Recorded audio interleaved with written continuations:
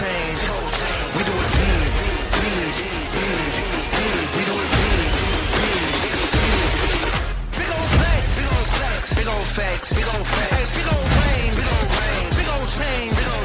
We do it big, big, big, big. We do it big, big.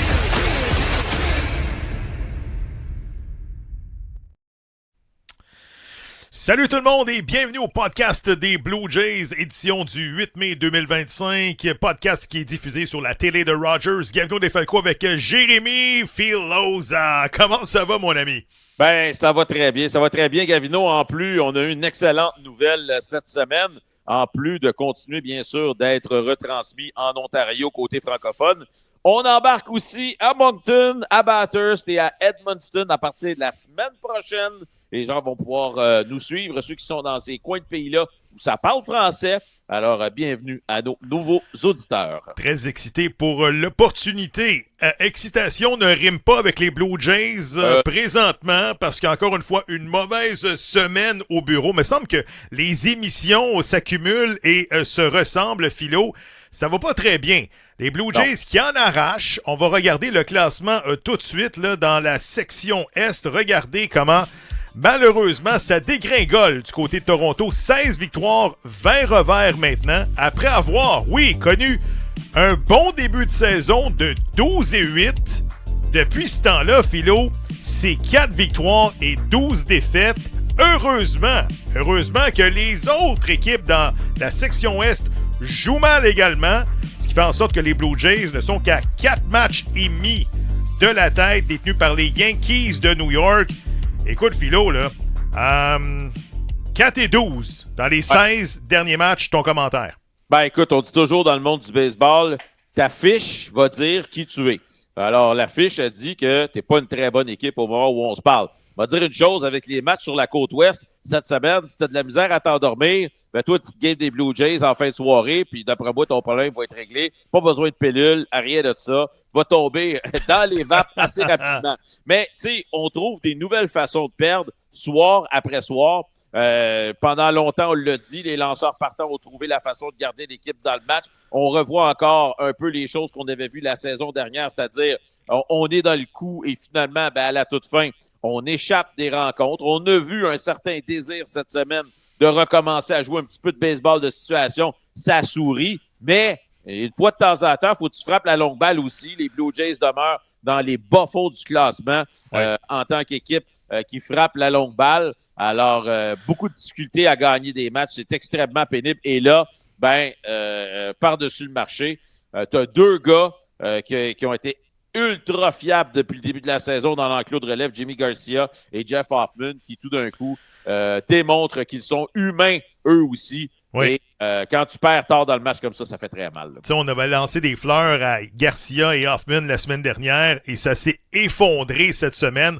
On va reculer la cassette et on va regarder le match de samedi dernier contre les Guardians de Cleveland. Jimmy Garcia qui affronte un frappeur des Guardians, les buts remplis. On regarde. The next offering.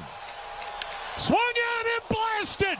High, deep to right. Gone. How about that? A grand slam to right by Daniel Schneemann. Oh, what a celebration awaiting him in the first base dugout. And the Guardians stun the sellout crowd and lead it 5-3. John Schneider will make a pitching change. Daniel Schneemann with 2 home runs. Philo, ça fait mal. T'es en contrôle de ce match-là. 3-1. Jeff Hoffman n'est pas disponible parce qu'il a lancé la veille. Tu donnes la balle à Jimmy Garcia qui, lui aussi, là, tu vois qu'il y a moins de mordant sur sa balle rapide. Là. Au lieu d'atteindre des 98, des 97 et de peinturer les coins, c'est des balles rapides qui restent suspendues à 94, à 93 000 à l'heure.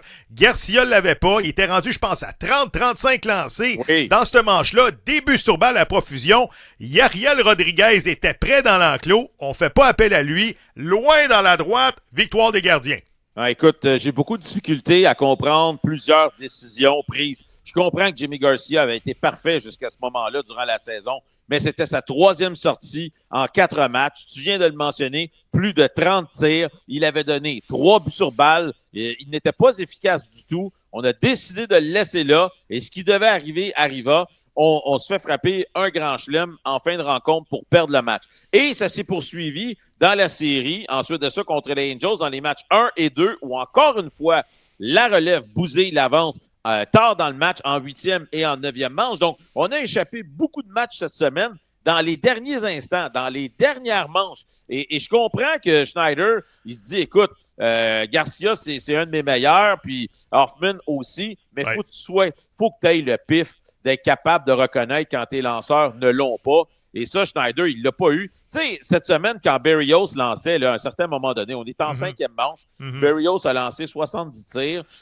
Et là, on voit Yariel Rodriguez qui se réchauffe. Là, je me dis, attends, on chiale parce qu'on dit que l'enclos de relève est surtaxé, mais Berrios est en 5e manche, a lancé 70 tirs, il n'a rien donné. On a déjà un releveur qui se réchauffe. J'ai de la misère. J'ai de la misère à suivre. Et Hoffman s'est fait frapper également mardi et mercredi soir contre les Angels, justement, de la Californie Vintage. Non, mais pour, justement, là, te dire un petit quelque chose, t'avouer un petit quelque chose, là. Ouais. J'étais allé me coucher vers minuit et quart dans la nuit de mercredi. Les Jays étaient en avance 4-1 après, 6 manches et demie. Je me suis dit, je vais fermer les lumières. Demain matin, quand je vais me réveiller, les Blue Jays auront gagné. Mais je savais très bien que si je restais réveillé, j'allais avoir des mauvaises surprises. J'avais un mauvais feeling par rapport à ce match-là, puisque on en arrache du côté de la relève. On a les images de la fin de match, là, justement, entre les Angels et les Blue Jays. On regarde. Line drive, fair down the left field line. Paris comes in. Neto's on his way. That ties the game. The ball gets away in the corner. Shotwell comes home. It's over.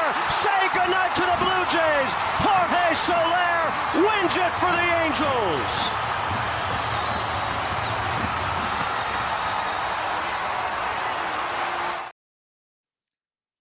Écoute, Gavino, c'est pas de la faute à notre cher ami classé dans le coin, là. Mais mettons qu'il n'a pas été le meilleur là, pour saisir cette balle-là qui pour de la clôture. Encore une fois, on se disait, ça va être facile contre les Angels, on va balayer cette série-là. C'est jamais facile. Là. Lorsqu'on a eu de la misère contre les gardiens, tu t'en vas sur la côte ouest, l'équipe que t'es supposé battre sur papier, les Angels, et tu perds bêtement comme ça. T'as l'avance après 8 manches, 7 manches, et la relève s'effondre. Parfait, les bâtons frappent pas, les lanceurs te tiennent dans le cou, là. Berrios, là, malgré un autre départ de qualité, là, il va bien, là. C'est une victoire depuis le début de l'année, Philo. En 8 départs, il a seulement connu une victoire. La relève, encore une fois, scrape des avances, que ce soit des performances incroyables de Kevin Gausman ou de José Berrios. Même la relève ne tient plus. 4 matchs en bas de 500, là. Écoute, c'est aussi la faute de l'attaque, parce que quand tu regardes cette séquence-là de 4 victoires et 12 défaites, Gavino, la dernière fois que les Blue Jays ont battu une équipe par plus que 2 points, là, ça fait déjà plus que 3 semaines. C'était le 15 avril. Alors, on ne marque pas de points. Alors, les lanceurs partants souvent quittent le match. C'est une non-décision ou même ils sont dans une position pour encaisser la défaite, même s'ils ont fait le travail. Je veux dire, là, à un moment donné, un chat, c'est un chat. Et là, j'ai parlé de John Schneider tout à l'heure. Mais je me répète, là, Gavino, je comprends que les éléments qu'il a sous la main, c'est très limité. Mais brasse la soupe, maudite affaire. J'ai croisé notre collègue Arden Zwelling, qui couvre bien sûr les activités des Blue Jays pour Rogers Sportsnet. Peut-être que vous le suivez aussi. C'est un beat reporter. Il est à Montréal cette semaine puisqu'il couvre la UFC. Donc, on a longuement parlé de ça. Puis on a dit, tu sais, il m'a dit, on attend quoi pour remettre Springer au haut de l'alignement? Tu sais? Je ne sais pas. Le problème, c'est que tu n'auras plus personne frappé 4e, 5e. Je veux dire, présentement, encore une fois, je me répète, semaine après semaine, 250 millions de payroll.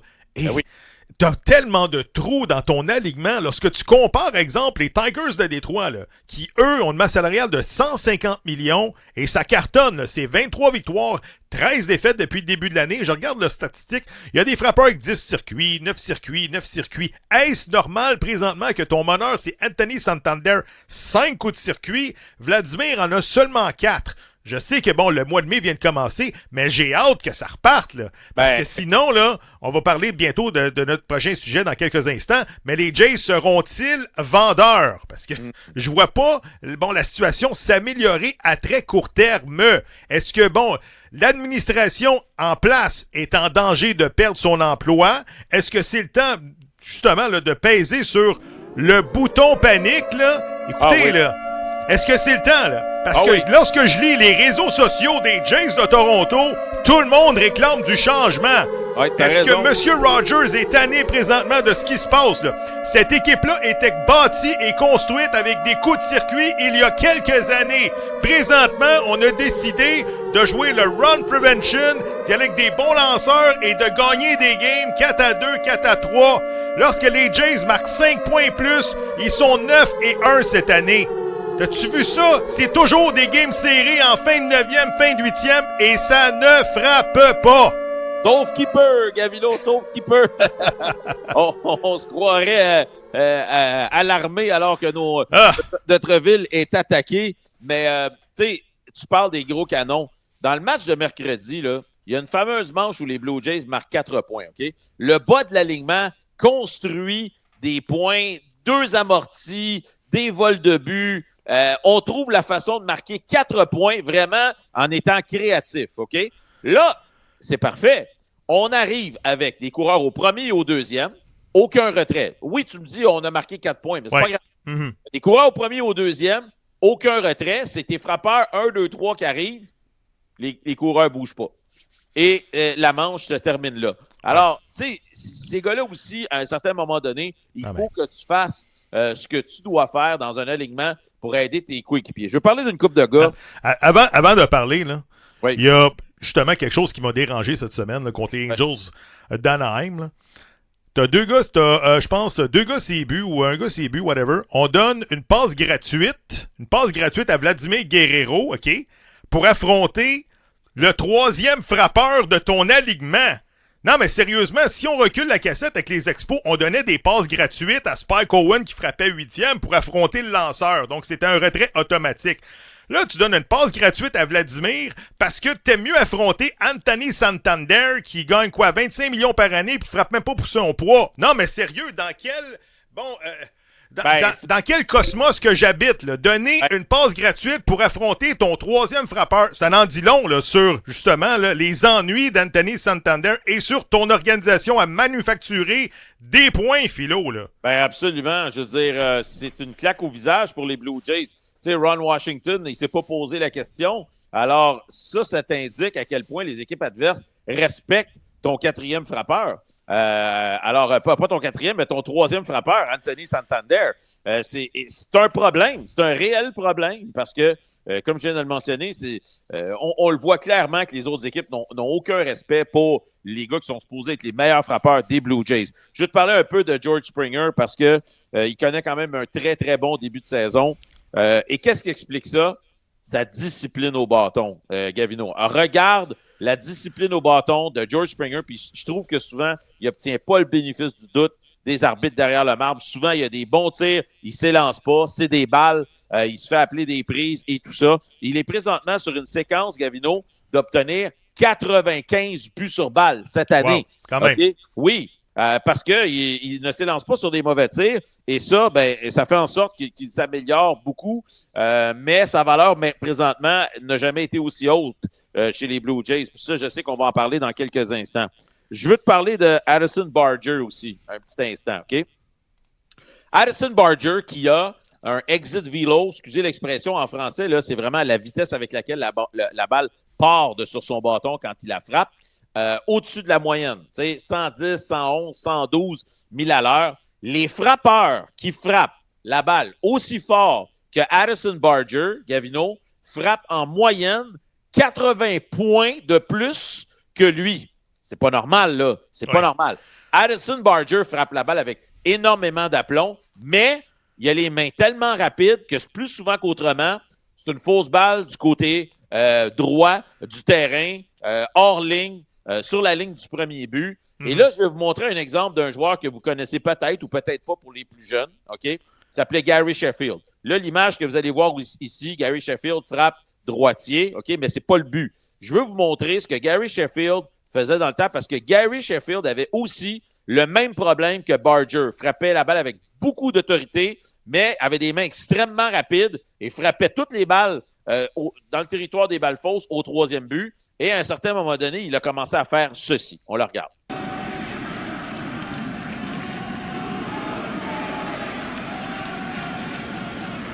2 on, 1 out, 1-0 pitch. Driven in the air to left field. That ball is up and out. 3-run home run for Sheffield. And the Yankees are back on top. It's 9-6. So whoever Terry Francona points to. Alors, vous avez... Ouais, vas-y, je te laisse y aller. Non, les belles années des Yankees de New York avec justement un alignement incroyable. On sait A-Rod, Jeter, Giambi, Gary Sheffield, etc. Là. Mais vous avez vu sur l'image là comment Sheffield fait aller son bâton comme ça par-dessus sa tête. Ceux qui nous écoutent, là, qui n'ont pas l'image, Sheffield faisait balancer son bâton d'en avant vers l'arrière en attendant le tir. La raison pourquoi il faisait ça, c'est que ça ralentissait son élan d'une petite fraction de seconde. Et quand il faisait contact, plus souvent qu'autrement, la balle se retrouvait entre les deux lignes blanches et non hors ligne. Ben, ce que je veux dire, c'est que Barger, à un moment donné, il y a quelqu'un qui va falloir que ça soit avec, puis qui lui explique que ça va prendre une technique pour ralentir un tant soit peu son élan, parce qu'il frappe la balle avec aplomb, bien plus souvent qu'autrement, ça se retrouve dans les loges, derrière la ligne du premier but. 162 de moyenne pour Barger, qui, je sais, je démissionne pas sur ce joueur-là, je l'aime, je pense que, tu sais, il faut juste qu'il ajuste son élan, mais on est rendu à combien de coachs, de frappeurs avec les Blue Jays depuis quelques années, là, je l'ai dit, cette organisation-là a décidé de gagner des matchs 2-1 au lieu d'y aller avec des coups de circuit, avec des Marcus Semien, des Lourdes Gurriel, des Oscar Hernandez. On les a remplacés par qui puis par quoi? Par Wagner, par Roldan, par Barger, par Clement, par Ernie. Ça peut pas fonctionner. Présentement, on paye. Et les Jays seront-ils vendeurs? Parce que, tu sais, Philo, il faut adresser cette question-là. On est rendu, au 8 mai, et il y a des joueurs qui deviennent autonomes sans restriction, qui ont quand même de la valeur là, du côté des Jays. À commencer par le lanceur partant Chris Bassitt, qui va très bien, là. Tu sais, j'ai pas vu Chris Bassitt lancer comme ça dans les deux dernières années avec les Jays. Il va bien, il a le moins de points mérités, de 2,95, 2 victoires, 2 défaites. Il est pratiquement jamais blessé, touche un salaire de 22 millions, lui est autonome. Même chose pour Beau Bichette, il est autonome. Même chose, Max Scherzer, je pense pas qu'il y ait quelqu'un qui va leur signer, là. Chad Green également pourrait peut-être aider une équipe. Je veux dire, est-ce qu'il est trop tôt pour commencer à parler de vente du côté des Jays ou on va attendre 60-75 matchs puis être sorti de la course, être à 10 matchs pour faire un move? Comment tu vois ça? Ben, c'est sûr que ce que je veux dire, là, c'est pas très populaire, là, on va se le dire, mais la réponse plate, là, c'est oui, les Blue Jays devraient commencer à regarder la possibilité d'échanger certains joueurs. Ce sera pas bon pour le podcast des Blue Jays, là. Non, c'est pas ça que tu dis. Mais la réalité, Gavino, là, on suit cette équipe-là là, depuis quelques années. La valeur de George Springer n'a jamais été plus élevée que maintenant. On dit de son contrat que c'est un boulet et que jamais quelqu'un va vouloir toucher à ce contrat-là. Mais présentement, il frappe pour plus de 300. C'est le frappeur le plus productif de l'équipe. Il est en voie de connaître une saison d'à peu près 90 points produits. Écoute, s'il y a quelqu'un qui vient cogner à la porte et qui te fait une offre, tu es obligé d'écouter. Mais il est encore sous contrat pour cette année et l'année prochaine, George Springer. Là. Je comprends. Mais dans un monde idéal, tu veux rajeunir l'équipe. Bon, Bassitt, même chose. Je l'adore, Chris Bassitt. Capable de lancer 7, 8, 9 types de tirs différents. C'est lui qui décide les tirs qu'il lance avec son petit gadget qu'il a sur sa ceinture. Encore là, Bassitt est agent libre à la fin de l'année. Si tu as quelqu'un qui te fait une bonne offre, tu devrais la considérer. Parce que, Gavino, on va se le dire, cette équipe-là, c'est pas une bonne équipe de baseball. Imagine le message que tu lances à tes fans si tu commences à larguer des vétérans contre des projets rendus au 8 mai. Là. T'es dans la fenêtre d'opportunité, là. Selon le front office, qui ont tout calculé ça, ils ont dit Hoffman, Santander, on en a assez pour justement gagner. C'est pas le cas, là. Tu perds des matchs bêtement en fin de 8e, fin de 9e. Ouais. Des coureurs en position de marquer. Le match de mercredi, là, OK, t'es 5 en 13 avec des coureurs en position de marquer. T'as juste marqué 2 points. Pourquoi? Parce qu'il y a 2 coups sûrs là-dedans, Philo, là, qui ont pas fait marquer de points. Soit des coups sûrs à l'avant-champ ou des amortis. Des amortis. Ouais. Bon. Non, c'est drôle parce que je parlais encore une fois avec notre ami Arden Zwelling là, de Sportsnet cette semaine. On a passé une bonne demi-heure à discuter des Blue Jays. Puis quand on parlait de Jimenez, il a dit l'organisation met beaucoup d'importance sur la défensive et les courses sur les sentiers. J'ai dit, Arden, la défensive puis la course sur les sentiers, là, ça fait dur. Ça fait dur. Combien de fois j'ai vu des mauvaises courses sur les sentiers cette saison, notamment Beau Bichette, soit dit en passant, qui me déçoit beaucoup avec ses courses sur les sentiers, n'anticipe pas bien les jeux. Combien de mauvais relais. J'ai l'impression que les gars dorment sur les sentiers des fois lorsque la balle est frappée en leur direction. Une balle aussi qui a coûté 1 point, un relais d'Alejandro Kirk que malheureusement... Oui, tout croche. Tout croche au 3e but, ça a coûté le match. Exactement. Alors, écoute, je veux dire, on frappe pas. La relève en arrache au moment où on se parle. Ils sont surutilisés.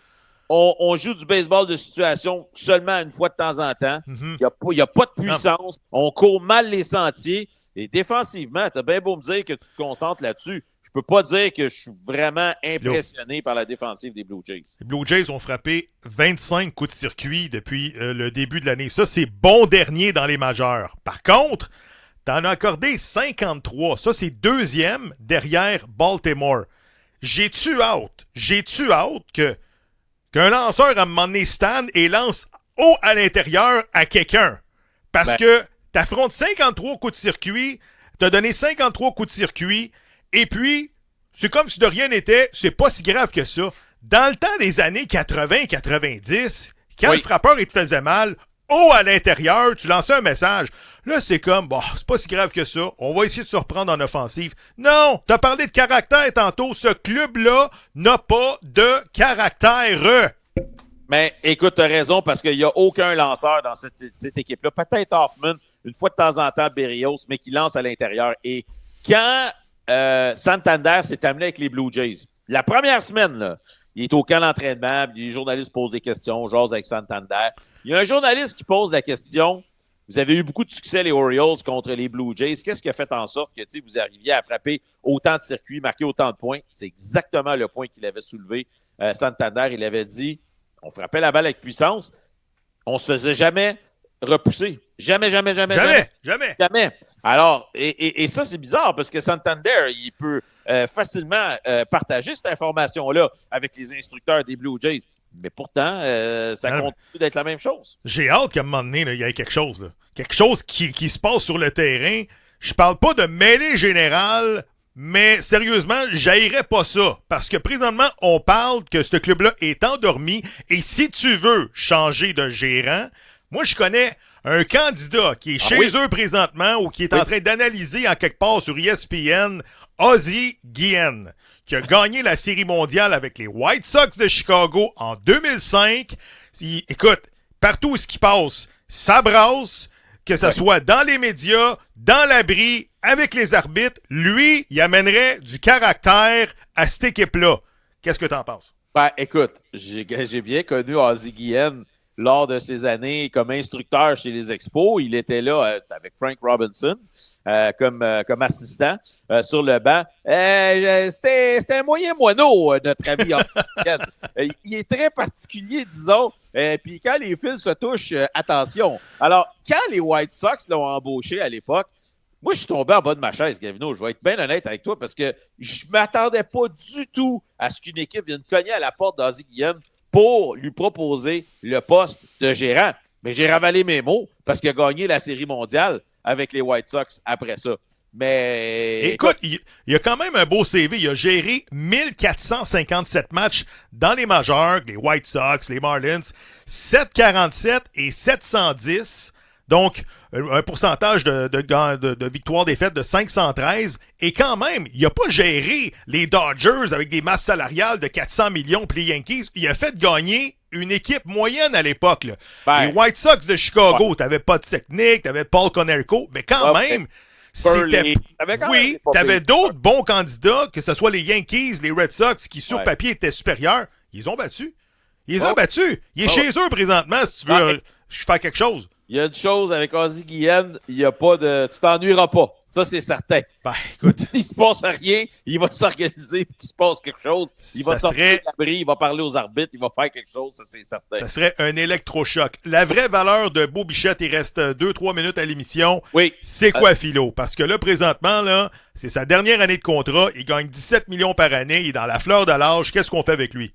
Écoute, moi, j'aimerais ça qu'on le garde, mais la réalité, c'est qu'on ne peut pas lui donner un contrat comme on a donné à Vladimir. Tu regardes son on-base plus slugging présentement, là, le pourcentage de présence sur les sentiers plus le pourcentage de puissance, il est tout juste en haut de 600, je crois.